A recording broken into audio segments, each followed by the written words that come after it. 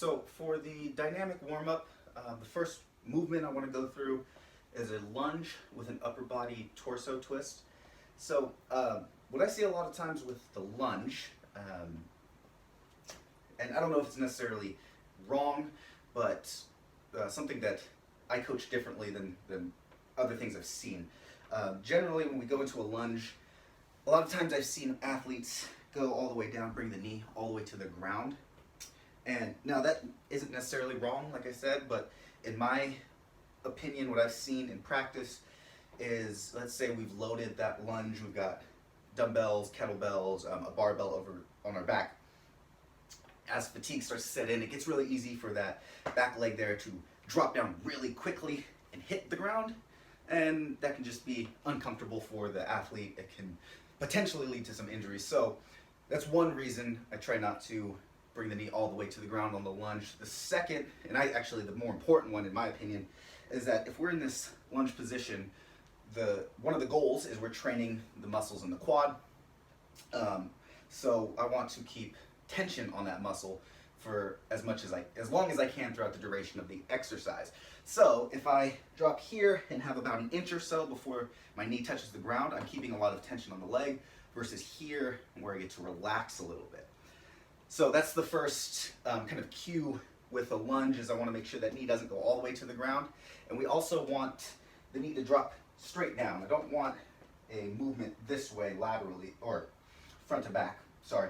I want it straight up and down. Yeah, laterally was right. Anyway, so one cue that I've used is think elevator, not escalator. So we're going straight up and down with that knee. Should go straight down and up with the lunge. Now the torso twist portion, we'll get into our lunge, and then we're just rotating towards that front leg. We'll come back, we can stand up and switch legs, go the other way, and we can just smoothly transition between these exercises. And what we're doing here is warming up the musculature of the lower body while also getting the torso, getting the upper back ready for whatever activity we're going to go into. So that's my first one. The second move that I want to talk about is a leg swing. So use this wardrobe here as balance. What I want to do with the leg swing is just let my leg swing, kind of this pendulum motion. We can either go front to back with it, or we can go with a side to side swing. In fact, it's good to go through both of these. What we're doing here is getting a lot of range of motion through the joint capsules and the hips, so that the legs can go through full range of motion, unrestricted, for whatever athletic activity that we're going to pursue. With these, I like to try not to force my leg through the motion too much. So I'm going to contract a little bit, but I'm mostly letting gravity do the work. So I'm going here, just nice and relaxed. And as I get more warmed up, as the exercise goes on, naturally my range of motion will increase. So a mistake here would be trying to go through the motion too forcefully. And so if the athlete's cold, or if our hips are particularly tight that day, if we try to rip our leg through with as much force as we can, we're liable to pull something or just throw ourselves off balance, tumble over. Just not good for the exercise, for the goal, what we're trying to do, right? So again, just going through this kind of pendulum motion, letting gravity do most of the work. Probably do that for 15 to 30 seconds per side, per leg, each of our forward and the side to side motion.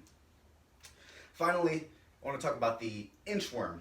So the inchworm is going to be kind of a full body stretch with a little bit of a strength component built in. So what we can do with the inchworm is we're going to start standing up, and then we're going to begin with a common kind of toe stretch, toe reach.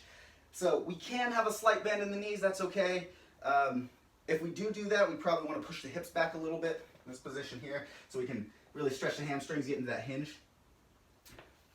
But we're going to reach towards the toes, and then we're going to walk the hands out all the way into the push-up position. From there, we can drop into a push-up. This is where that strength component comes in, sort of.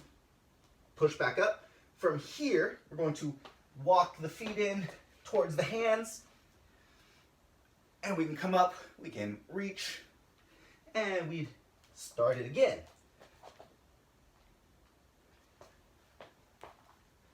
So common mistakes with this one might be that, you know, we kind of mail it in on how close we can bring the feet in. Myself, I'm not incredibly flexible, so I have a hard time getting my feet all the way towards my hands. I probably stop about 5 inches short of the base of my palm. Some people will have the flexibility to go closer to their hand, but again, like mailing it in, you're going to, you know, we walk it in right about here and you decide, oh, that's enough, I'm going to stand up. If we do that, we're not getting as much out of the